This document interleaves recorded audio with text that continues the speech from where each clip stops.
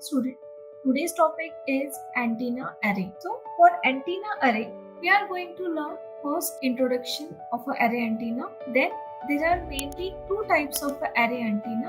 First one is a two element array and second one is a n element linear array. In linear array, again there are uniform and non-uniform antenna. So for uniform is only included in our syllabus, non-uniform is not in our syllabus. Okay. Then for n element linear array, we are going to check amplitude and spacing, directivity, then uniform spacing, and the special category of antenna, non-uniform antenna, planar antenna. Okay, can we start with introduction? So first, what is array? Now imagine that in a classroom there are 10 students are sitting. They are looking at a different direction and they start shouting. Then what is the result? The result is that you have to first voice is scattered and it is nothing but a scattered voice or noise we can say, and not even a single word is audible. But imagine those 10 students are looking in one direction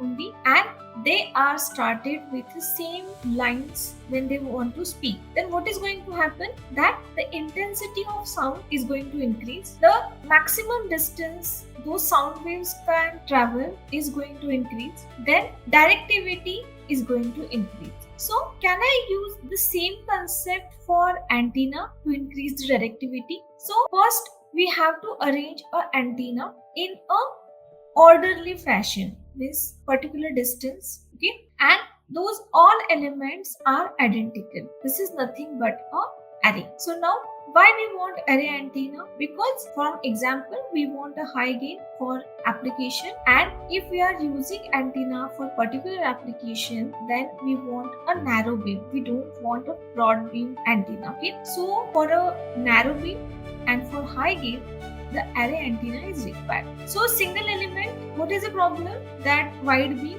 and low directivity. If we are using single element for a very high directivity, then the first thing that it is going to increase the size of antenna, and second and very important that it is very difficult to build such an antenna and it is going to be expensive.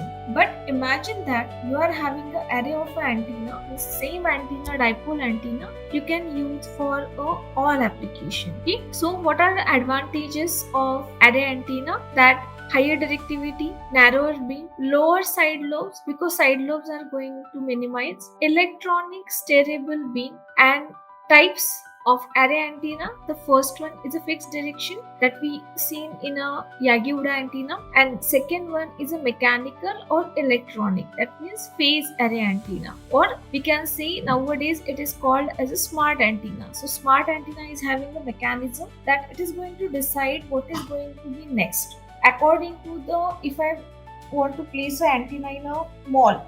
So in a mall, in every section, if particular people are going to present there, so I can do that for particular mall.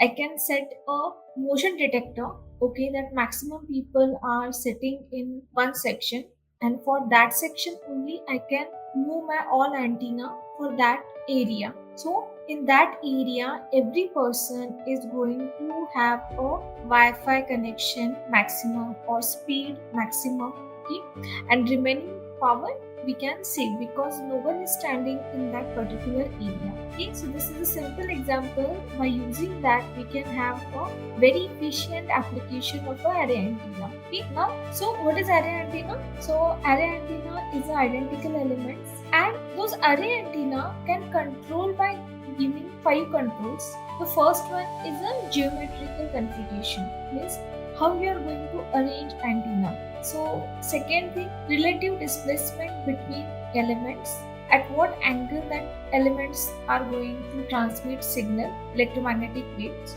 Then excitation amplitude of individual elements, at how much amount of signal you are going to feed to individual element. Excitation phase of individual elements, at what angle that element is aligned. This is very important. Okay, and fifth and last, relative pattern of individual elements. So what is the relative pattern? Okay, so these are the 5 elements which are very important to shape the overall pattern of antenna. or these we can, it is a 5 controls. Which one are? First one is a geometrical configuration. Second one is a relative displacement between elements. Third one is the excitation amplitude of individual elements. Fourth one is the excitation phase of individual elements. And fifth one is relative pattern of individual elements. So this is the airborne warning and control system. These are the examples for antenna. This is a very large antenna. Then how many antennas are placed in an aeroplane? This is very important because aeroplane dish antenna, those are the very crucial application.